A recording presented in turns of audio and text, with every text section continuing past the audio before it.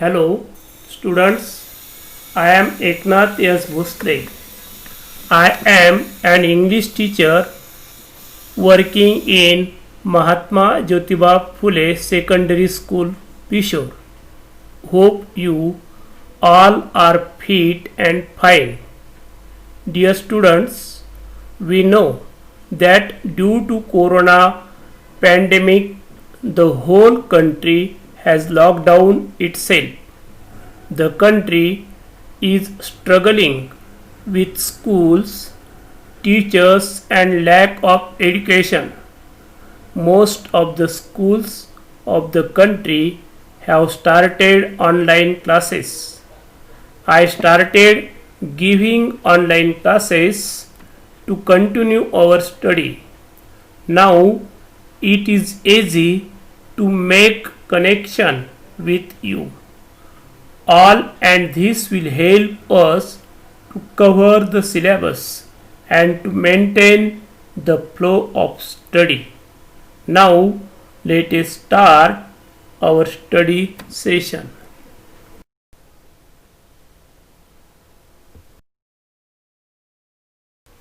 Hello students, today we are going to learn the poem Hope is the Thing with Feathers, which is written by Emily Dickinson. Before going to start this poem, we will learn or study warming up session. मित्र हो, आज आपण इंग्रजीच्या पाठ्यपुस्तकातील hope is the thing with feathers ही कविता अभ्यासणार आहोत. कवितेला सुरुवात करण्यापूर्वी आपण वॉर्मिंग अप यातील चिटचॅट हा घटक बघूया. So look in the page number 14. पाठ्यपुस्तकातील 14 page नंबरवर बघा. चिटचॅटकडे आपण वळूया. Do you feel nervous? तुम्हाला कधीतरी असं उदास वगैरे वाटतं का? The answer is yes, I felt nervous. Second, do you ever feel really depressed? म्हणजे खरोखरच तुम्हाला डिप्रेसमध्ये गेल्यासारखं वाटतं का?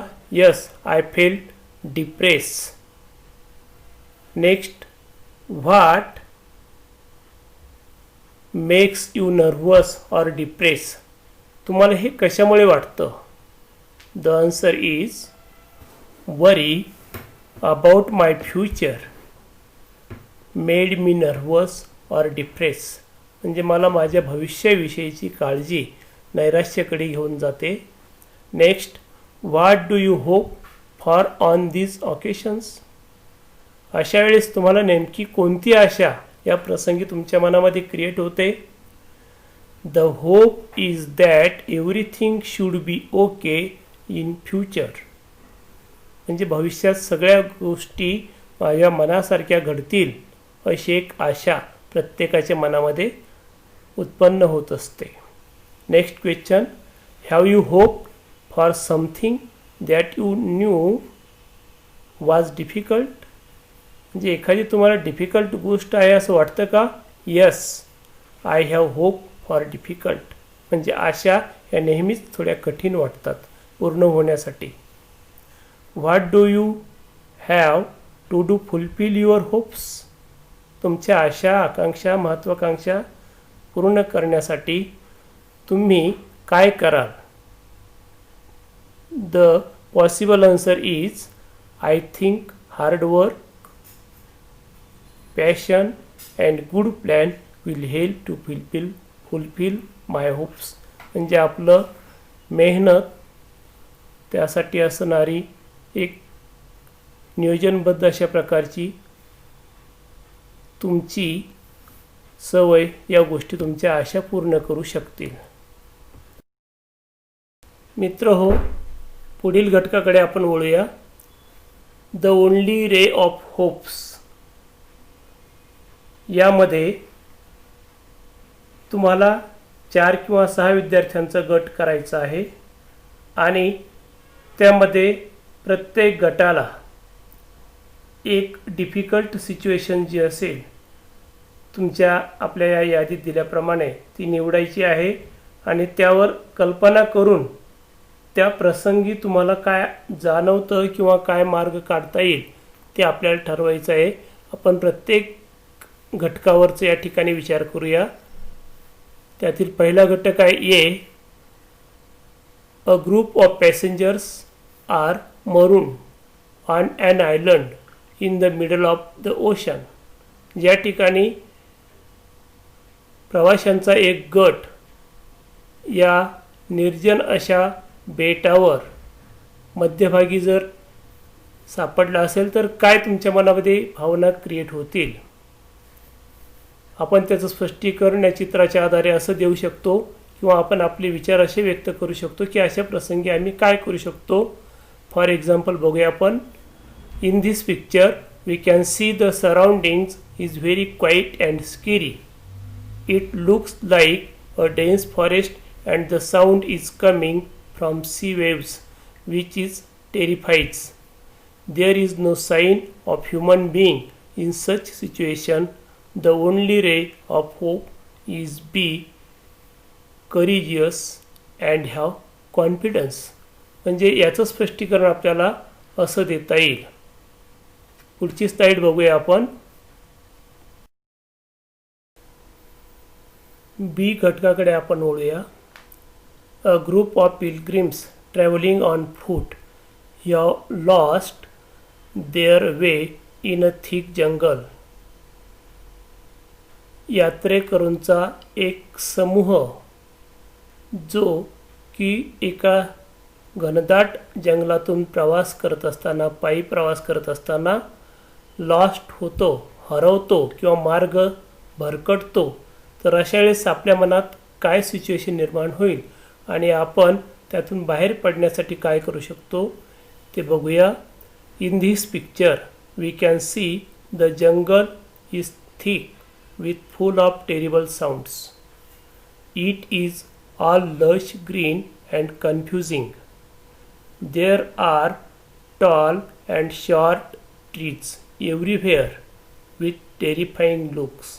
So the only ray of hope is finding the way out of jungle. The light of sun is helping us to find out the right direction. म्हणजे आपण असं म्हणूया की त्या जंगलाचं वर्णन जर केलं तर अतिशय घनदाट आणि चित्रविचित्र अशा प्रकारचे आवाज असलेले तर जंगल, हिरव्यागार झाडीने गोंधळून टाकणारी ती वनराई आणि अशा ठिकाणून आपल्याला बाहेर पडायचं असेल तर केवळ आशेचा एक किरणच त्या ठिकाणी आपल्याला मार्ग दाखवू शकतो आणि त्यासाठी सूर्यप्रकाश हा आपल्याला दिशादर्शक म्हणून आपण त्याचा उपयोग करू शकतो. सी या घटकाकडे आपण वळूया. A team of players from an office have got down at the wrong place on a highway at night. It is a lonely spot.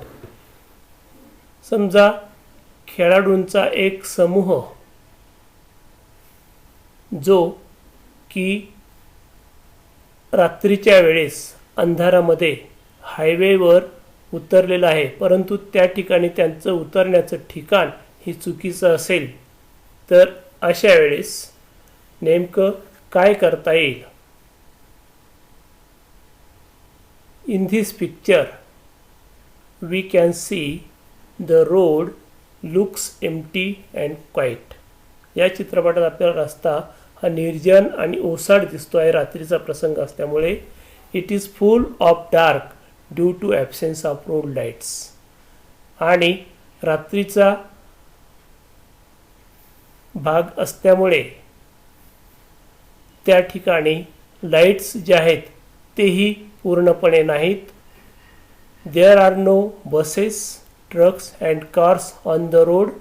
रस्त्यावर इतर वाहनही काही ये जा करताना दिसत नाहीत. इट इज ऑल लोनली, म्हणजे सर्व काही एकाकी वाटतं आहे.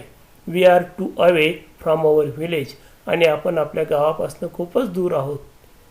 How lonely this place is. अशा वेळेस आपल्या मनात सहजच प्रश्न उठतो की हे किती निर्जन किंवा एकाकी ठिकाण आहे. The only ray of hope is our confidence. आणि अशा वेळेस फक्त आपला आत्मविश्वास वाढविण्यासाठी आपल्या मनात असलेली इच्छा किंवा होप तीच मदत करेल. The thing is that we are all together and we will be on the highway. फक्त त्यातली एकच महत्त्वाची गोष्ट आहे की आपण सगळे एकत्र आहोत आणि त्यामुळे घाबरण्यासारखं काही नाही. आपण निश्चितच त्यातून मार्ग काढू शकू, मनात जर आपल्या इच्छा प्रबळ असेल तर. मित्र, शेवटच्या घटकाकडे आपण वळूया. Let each group make a presentation with the help of what they have written. म्हणजे आपण यावरील चर्चेतनं तुम्ही जे काही लिहिलं असेल त्याचं आता आपल्याला या ठिकाणी सादरीकरण करायचं आहे, म्हणजे ज्याला आपण प्रेझेंटेशन म्हणूया. Describe your surroundings in 4 to 5 sentences. म्हणजे आपल्या आजूबाजूचा जो परिसर आहे त्याचं 4 ते 5 वाक्यांमध्ये वर्णन करायचं आहे. तर त्यासाठी इथे काय आपण त्याची एक्झाम्पल्स बघणार आहोत. Write the reactions of your companions using exclamations. म्हणजेच तुमचा मित्र, सवंगडी किंवा सोबती जो आहे त्याची प्रतिक्रिया किंवा त्याची उलट प्रतिक्रिया काय असेल ते आपल्याला ठिकाणी लिहायचं आहे. For example, what a horrifying experience. म्हणजे किती विचित्र अशा प्रकारचा तो अनुभव होता. Nothing on earth would save us. एक प्रसंगी तर असं वाटलं की आपल्याला पृथ्वीवर कोणीच वाचू शकत नाही. What shall I do now. आता मी काय करावं, असे वेगवेगळे विचार आपले त्या प्रसंगी येतात आणि तीच रिॲक्शन्स आपली असते, आपल्या मित्रांची असू शकते. नेक्स्ट घटक बघूया. Using your imagination write what is the only ray of hope for you. म्हणजे तुमच्या प्रतिभाशक्तीला जागृत करून फक्त आशा हा एकमेव किरण आपल्यात असू शकतो याचं एखादं एक्झाम्पल्स आपल्याला घेता येईल. Let us hope that the people on our ship find us missing and return back to this island or some other ship. म्हणजे या निर्जन प्रसंगी किंवा या बर्फाळ प्रदेशातून आपल्याला अशाच ती काय तर मार्ग दाखवू शकेल. तिसऱ्या घटकाकडे वळूया आपण.